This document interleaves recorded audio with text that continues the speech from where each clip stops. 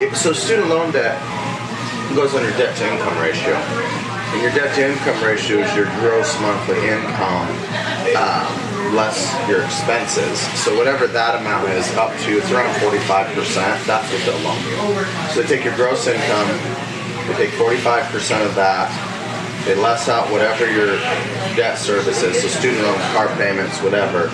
Then they loan you, say it's, so they come up with, hey, you have, I'm making this up, $2,000 a month. Then the loan officer takes that $2,000 a month and calculates out with the interest rate on a 30-year mortgage what the price. So that's how that's really simplified version of how that's calculated, but that's how they come up with it for people so that they know what you can do. Which again, kind of like you said, is you get it. The market goes, the prices go up. They've always gone up. Even if you bought in 08 when it crashed, right before it crashed, if you sold your house last year, you still made money. It just takes time. But also is you use that equity to buy your next house, to buy a business. You know, you sell this house, it went up in value, now you put that towards another one. Someone said, what is the interest rate on rent? It's 100%. It's 100% interest rate. Like, yeah, that's true. All that goes. Yeah. You're paying. Someone like, well, just like my son said to me once, he goes, Dad, do the people that rent our houses know they're buying you a house? I was like, I don't think they think of it that way, but they are. That's what they're doing, is they're buying me a house. And someday I'll have a paid off house. With them. Yeah, with them. That they paid for. Yeah. So it's kind of an interesting. Another thing is, let's say you have a partner, usually what they say is buy each of you use an FHA loan or something like that. One of you buy one and the other one buys another. Yep, you can do that, and you can just be on this FHA loan because then you're going to get the lower down and then use theirs on something else. That's an option too. So, do you have a wedding date yet? So you could buy one on an FHA loan, live there, have her go buy one on an FHA loan, and move into that one. So yeah, that's something we were.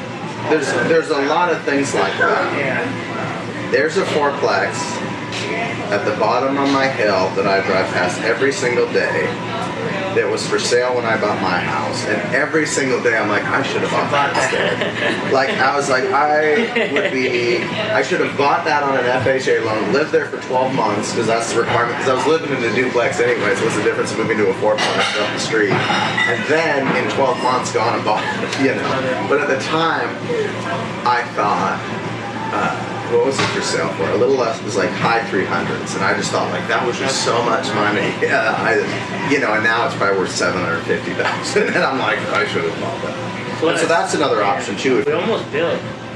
Oh really? Yeah, and then cause we were just looking at different options and stuff like we've just. Like I said, we've just been comfortable the whole time, so. It is. Yeah.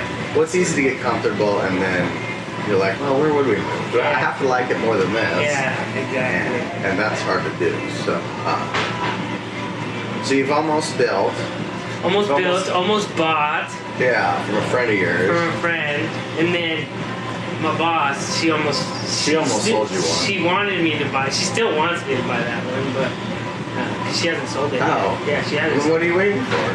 But, well, they're the ones waiting. Oh, they're waiting. Yeah, okay. so that's kind of that. And then I think we want to live more in the outer part of the city. Oh, okay. So we don't want to live inside the city. Okay, a little space. Yeah, so that's another thing. And everything out there right now that we see is... It's expensive.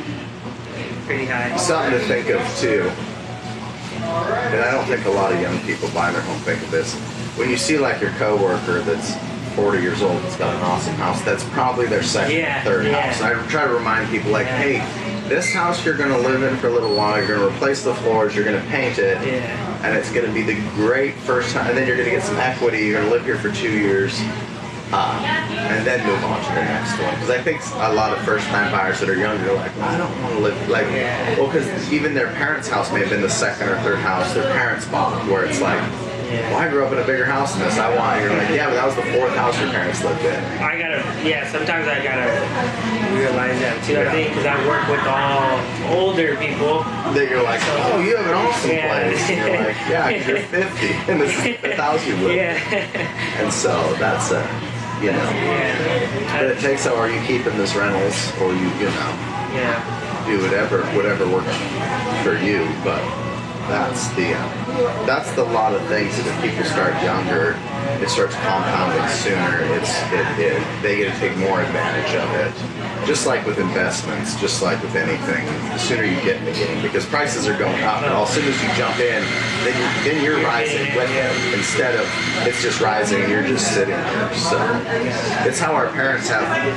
You ever meet someone older that their mortgage is like $700 a month, and you're like, how do you have a $700 a month? I met a lady the other day. She's like, well, I want to move, but I want my payment to go down. I said, how much is your payment? She goes, it's $450 a month. And I was like, I don't know how you're going to move anywhere now lower than. I was like, how long? And she lived there, 26 years in this place. I was like, yeah, I don't think we're going to get you below $400 a month.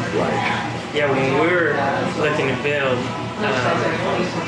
well, they go by let's say $100 a square foot, right? That's how it kind of is. Yeah.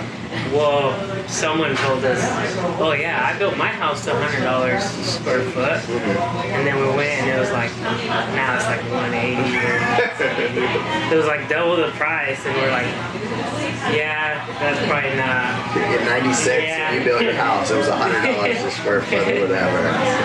And that's what people have to remember, is that someday you're going to be working with somebody and you're going to be telling them. Well, I tell people like, oh, I bought my house for $174,000. They're like, what did you get? And I'm like, well, it was in 2010 or something like everything was down then. It was a good time to buy. So good. Well, hopefully we can start looking for you a house and stop almost buying a house and make your mom proud. Yeah. So.